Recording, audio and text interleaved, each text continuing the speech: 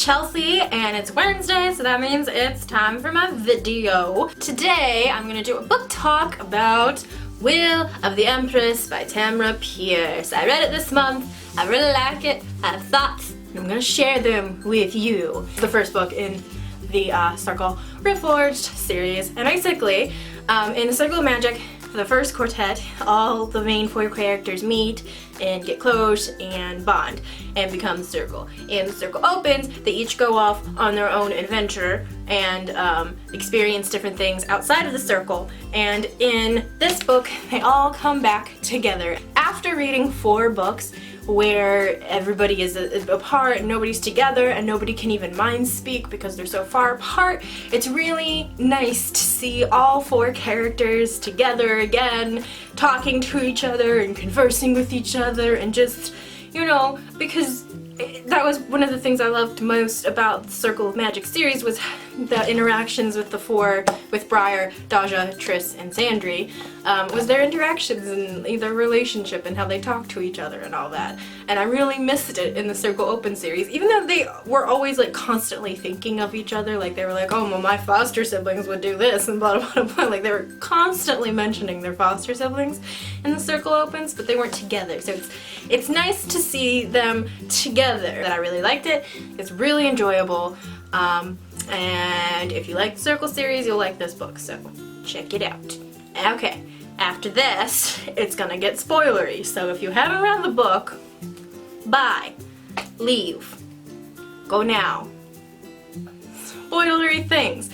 When the 4 come back together, basically, they're not really getting along. They're all dealing with all the events from the Circle Open series, and like they've had all these different experiences that it makes it really hard to come back together and be open with each other. So, you know, they come back together and not really getting along. Plus, there's also the thing where they reveal in the beginning of this book, where because all of the Circle kids are now 16, they can no longer live at Discipline Cottage without taking vows to Wending Circle Temple. So they all have to like basically move out and lose their like childhood home. Pretty traumatic experience for them, especially I think Daja takes it the hardest, to lose discipline. When they're all coming back from their travels and they're all like, oh, I can't wait to be back at Discipline, and then, you know, they have to find out, oh well, I can't go back to Discipline, that's not going to be an option for me.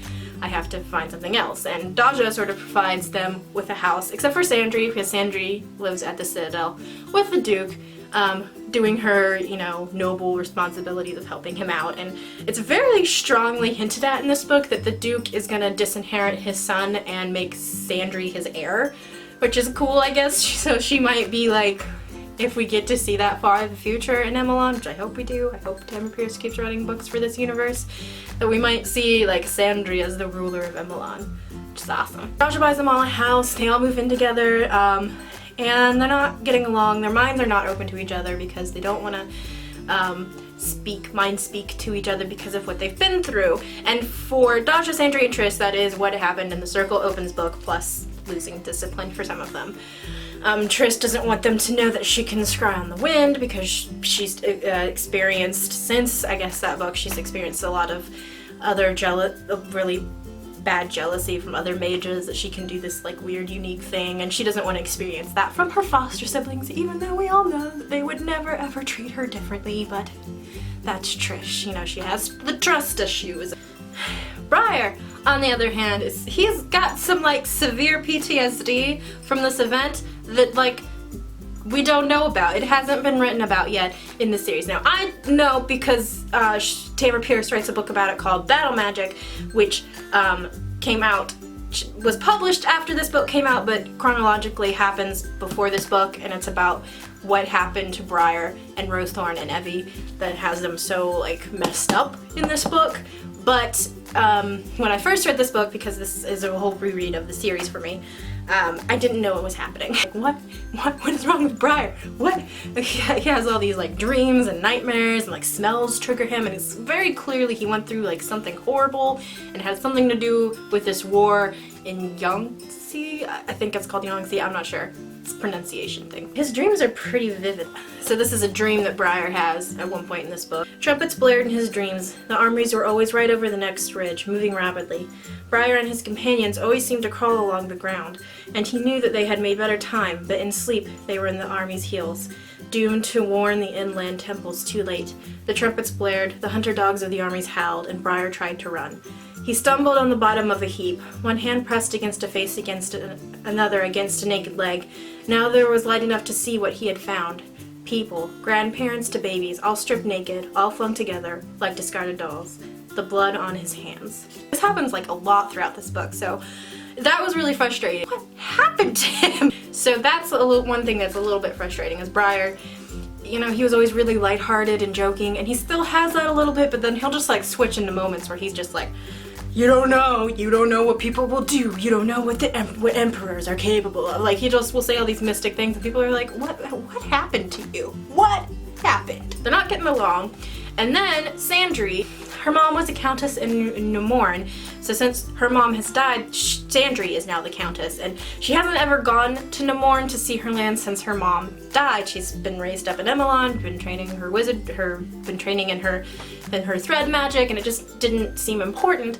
But now the Empress of Nemorin is getting really mad that Sandry hasn't come and inspected her lands and all that, because the Empress is also Sandry's cousin. He threatens Duke Ventress a lot, and Sandry finds out about it, so he has to let Sandry go to Nemorin and see her lands and deal with the Empress.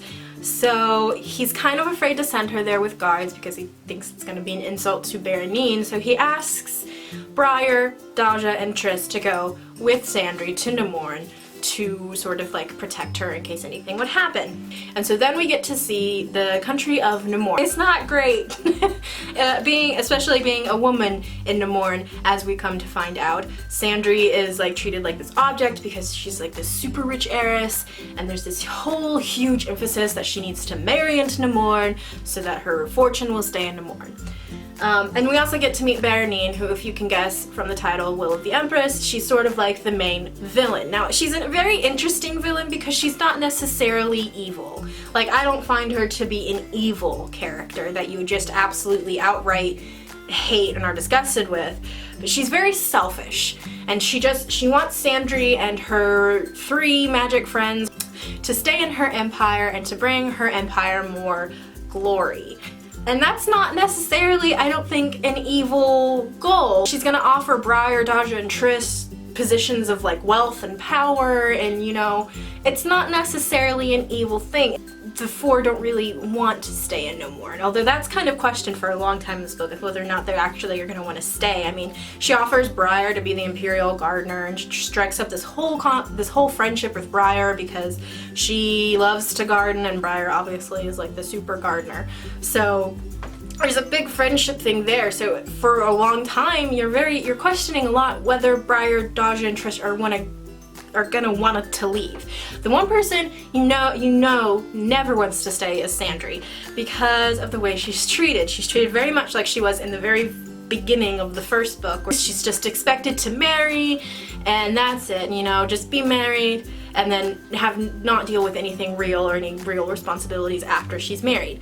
And obviously this is not Sandry's cup of tea, so she has a lot to deal with in this book. The court in Nemorin, it's like, you see court in Emelan a little bit, especially Magic Steps when Sandry's living in the Citadel, and then you see court in Nemorin, and it's so different. It's so much more tense. Like, it's just like you could say anything and offend someone, and then you would be in like deep shit. Like, it's so much, like, you just get the feeling that every single word uttered in court matters, and that you better choose your words carefully. So just anytime they're in full court, you feel nervous reading it because you don't want anybody to say the wrong thing. Sandry goes to visit her lands in Nemorin, and there we are introduced to Gudrunny, and through Gudrunny we are introduced to a very, very like super disturbing concept in this book, which is that in Nemorin they have like this kidnap bride law, where basically somebody can kidnap an unmarried woman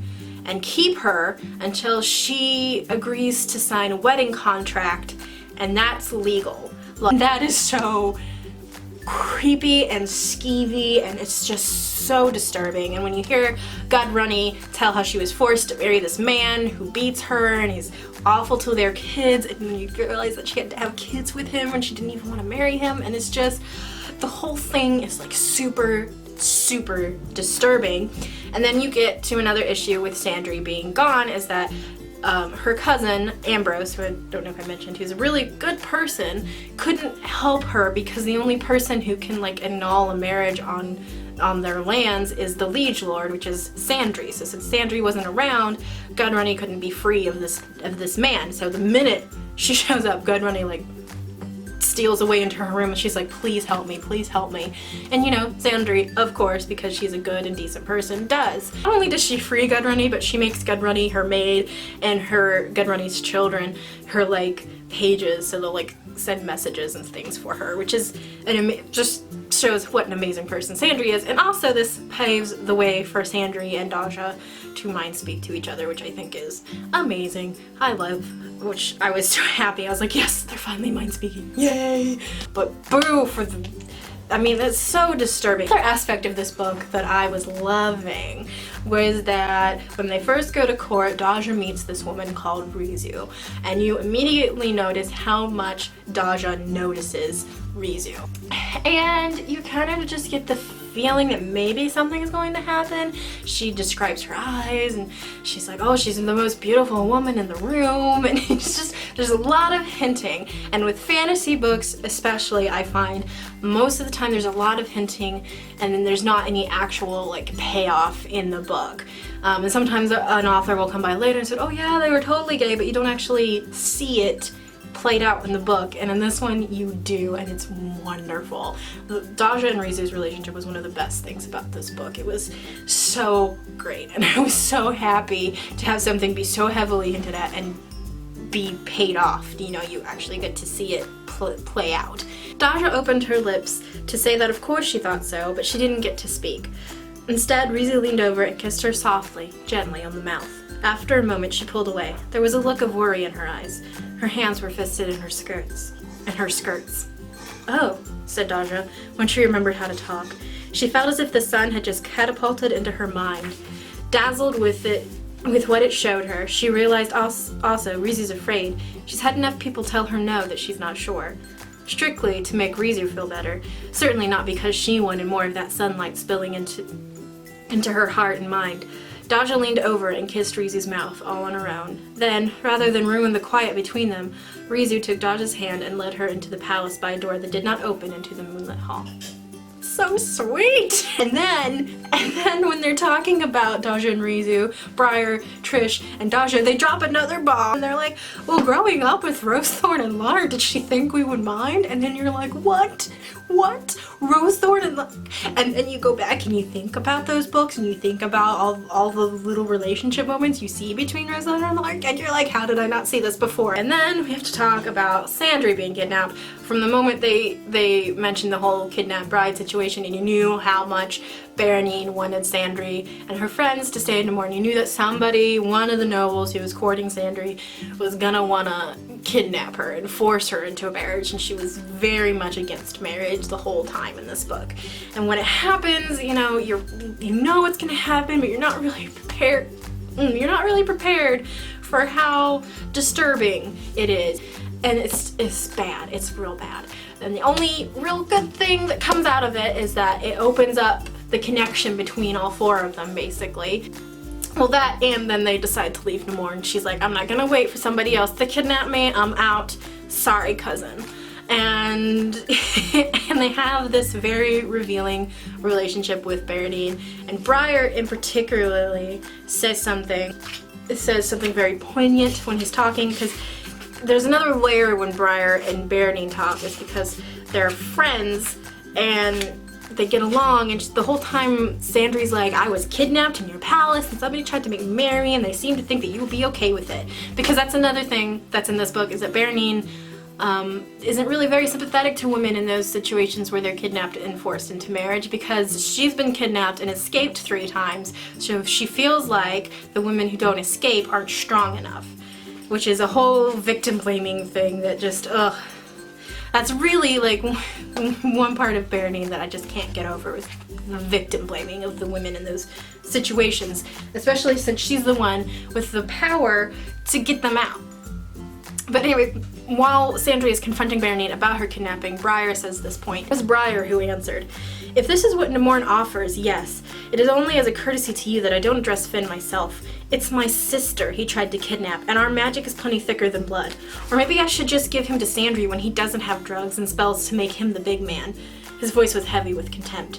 "You think a strong woman can always beat this? I call it rape in any country." And I was so happy that it was just bold-faced called what it is. The women in these relationships are raped. The women who are forced into these marriages are victims of rape, and I was so glad that it was just spelled out and condemned. It was so refreshing to see a book where they saw a problem in the fantasy world and they didn't just excuse it. It was called out, and it needed to be called out, and I'm so grateful that it was. Basically from there, you know, things go downhill like they do in Tamara Pierce's books. They try to leave.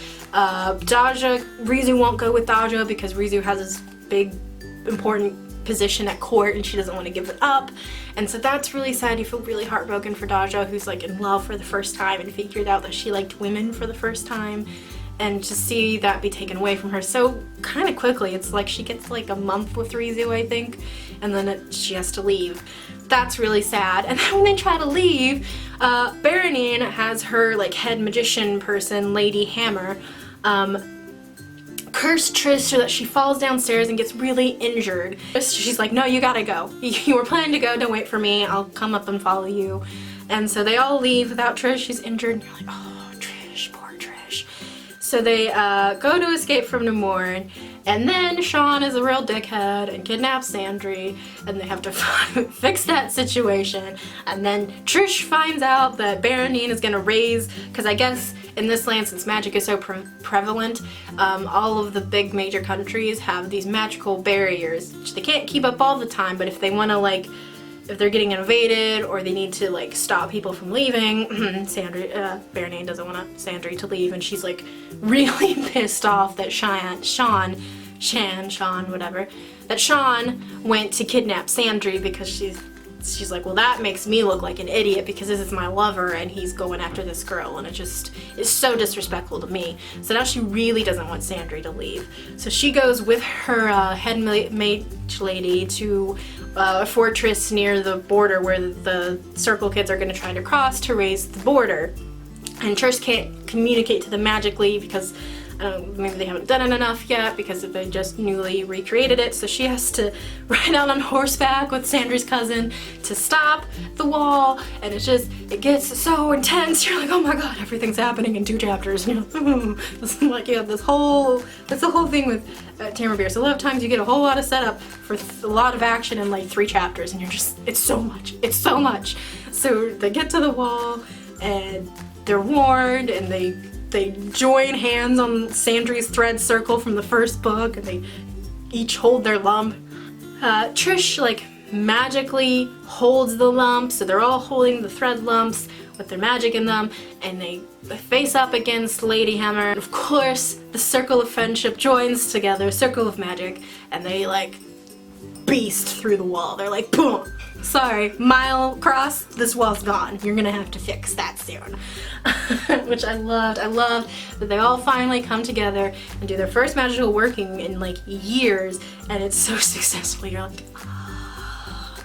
And they're all safe, and Sandry, the other 3 are like, listen, Sandry, if you don't do something, you're just gonna have to come back because she's gonna start taxing your lands again, and you're not gonna be able to help any of the women who are in these horrible kidnap relationships. So they basically convinced Sandry that the right thing for her to do is to let go of her mother's lands and give them to Ambrose. So now he's the count, and he can deal with all, he can ask for relief from taxation. He can free the women from all these horrible kidnap marriage contracts. And he actually makes a point to say, I'm gonna make it a point to stop all of these horrible marriage contracts that are happening. I'm gonna try and protest the law and get something changed where this is illegal, which is amazing. And it's a big character development for him, because earlier in the book, after Sandry's kidnapped, they're all talking around this table about it, and this guy comes to visit, one of the people who had been courting Sandry, actually, there were two guys, Finn and Jack. Finn kidnapped her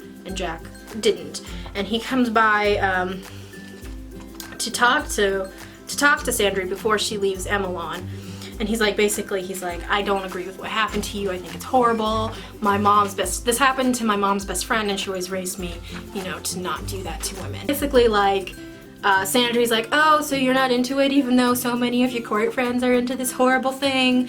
And Ambrose is like, well, not all men, basically. And this is what his wife says to Ambrose in regards to his not all men response, which is very apropos and I feel like applies to our society. And I love this line. It's the greatest line, I think, in this book, which is, really, my dear husband, for a man who is so clever, you can be so short-sighted, she said with unhappy patience.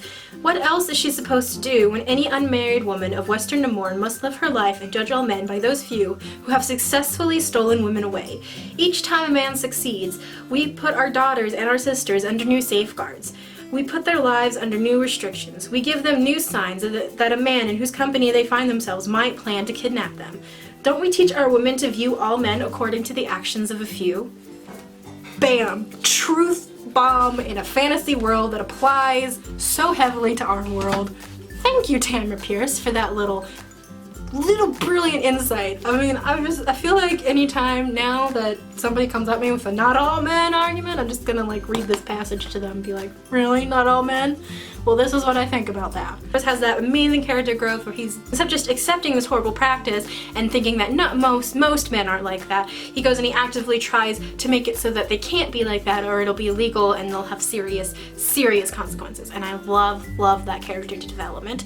And then we get into the ending, and I feel like this ending is like the most perfect ending to any circle book I've ever read, which is basically after they've been fighting and all that, they finally come together and they go into this like, I guess like meditative place where Briar has basically reconstructed Discipline Cottage for them, and they reveal everything they've been keeping from each other about what happened to them, and they have this really good talk, and the last line of the book is, it's always us, and they're all together, and it's just the most satisfying thing. So anyway, that is my big rambling love of The Will of the Empress. Love this book. So happy to get more Circle Universe, and I can't wait for more Circle Universe books to come out. I'm going to do a book talk about Battle Magic when I read it, probably next month, so stay tuned for that. In the comments down below, tell me if you've read The Will of the Empress, what your favorite parts are, what you liked about that book, and just share your thoughts and opinions, because I always like discussing books that I really like with people. Be sure to turn back on Friday because I've read a lot of books this month that I want to talk about. So Friday, I think I'm going to post a special Illuminae book talk. So if you want to see that, please come back and check it out. Till then, thanks for watching and happy reading!